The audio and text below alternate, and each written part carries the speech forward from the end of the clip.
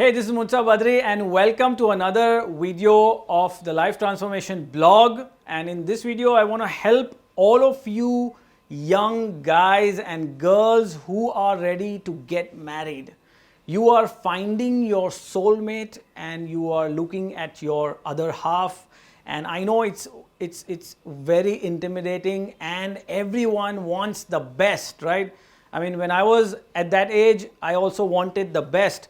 And by the way, I'm married 13 years, have 2 kids, and I want to share with you what happened and how did I go about making my decisions. And we have done a lot of programs on finding your soulmate, and I've spoken to about more than 1,000 candidates who were looking for their soulmates. So I just want to help you out here for those of you who are confused, and I don't want you to make the wrong decision, but at the same time, I don't want you to overthink it. So let's start with what happened to me. So when I got married, I really wanted to know my spouse before I got married. So it was not supposed to be a stranger. That was my belief. So I got married to my aunt's daughter, my mother's sister's daughter. And the reason I got married to her was something that I found was not, which is, you can't just go ahead and meet somebody with an intention of marriage, because I believe that they're at their best. Now, when I got married to my cousin's sister, I already knew her. So there was no faking it. There was no, everything was real to me. And there was a connection and I knew her, she knew me. And there was a bond, we could talk, we could relate to each other, and then we moved it forward to marriage. So what I want you to understand first is when you are looking at a soulmate, when you're beginning, dating or maybe meeting your potential candidates, today I see a lot of young people wanting the best. Now, there's nothing wrong in wanting the best, right? You should want the very best. But the first point is, what are you looking for? What is the search criteria, right? And I would look at the search criteria basically from a point of view as to where I am standing right now. So if I am disqualified, good looking, social status, or my nature, or I'm what would you call, intelligent, or I am outspoken, or I'm introvert or extrovert, depending on my personality, I would look at my soulmate. So I wouldn't go too much high that, it goes beyond my expectation, because I want the best. I want looks, I want status, I want education, I want everything, That is what I would not look at. So I would look at more of connection, bonding, and understanding each other.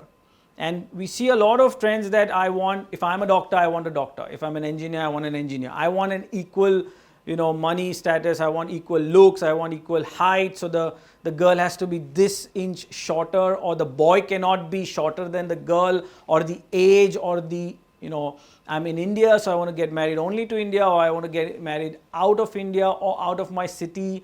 These are the parameters which I, in my mind, think, does it really guarantee a good spouse?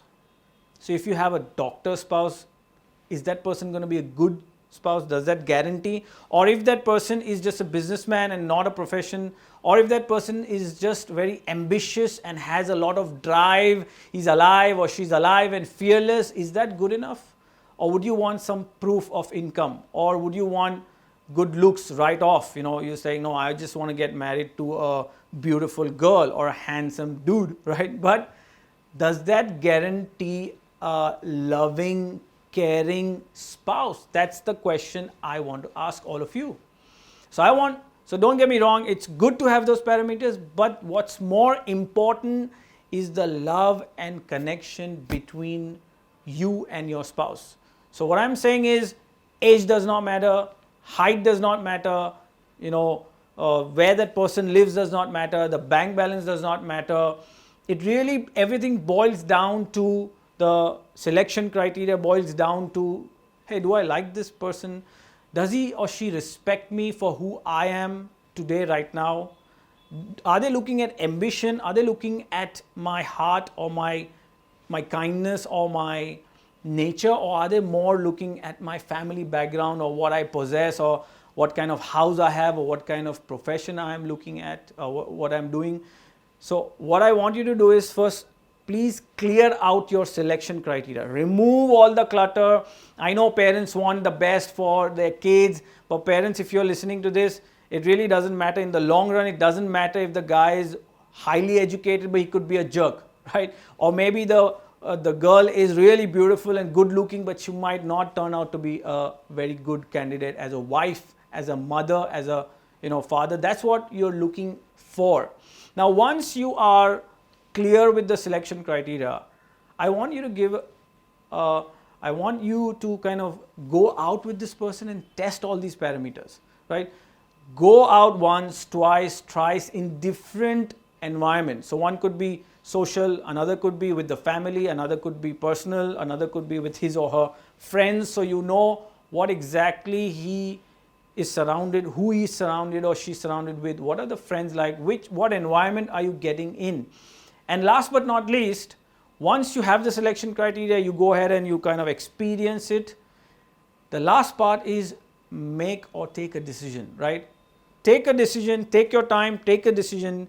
And when you do take a decision, and I always suggest 12 months, go through all the seasons, right? Because sometimes the person is in a good mood and then suddenly there's a change of mood or nature. So you want to go ahead and test or experience your to-be spouse for a period of at least 12 months. And then once you decide, this is again a very important aspect, that people who decide to get married, then they keep judging, they keep evaluating, they keep rethinking. I don't know, I'm not sure, should I go in, should I just quit? Because then you're going to go crazy. You want to evaluate, you want to decide, and once you decide, just go in full swing, right? Do not doubt yourself. And yes, if there is something which is completely you could not think of, and it starts abusing you or beating you, or maybe you just find out some secret which was hidden, yes, of course, then go ahead and decide. But decide you want to break off, or you want to kind of confront. But apart from that, just go ahead full swing and just commit and give your 100%. And in a relationship, especially in marriage, unless and until you give your 100% and are patient and tolerant and just kind of hopeful and do your thing right, it always works out at the end. Stay alive, stay fearless, dream big, stay strong, and I hope this video helps you. Please share this video with all of the young people around you who are looking for finding their soulmate. It might help them. And in case you are already in a relationship, you've already committed, make sure that it's because of the bond, it's because of the love that you're there, not because of a threat, not because of fear, not because of you don't have any other option, or not because what will the world say. Make sure it's the right thing to do and you feel it in your heart, in your gut, it's the right thing to do, and move forward. Please share this with your friends and family, whoever is ready to get married. If you have any questions regarding whatever I've mentioned, please post your question in the comment box below. I'll be happy to answer them. Subscribe to our channel, and in case you've still not opted in to our email list, head on to murtazabadri.com and opt in for free resources and updates. Thank you so much for watching. I'll see you soon in the next video.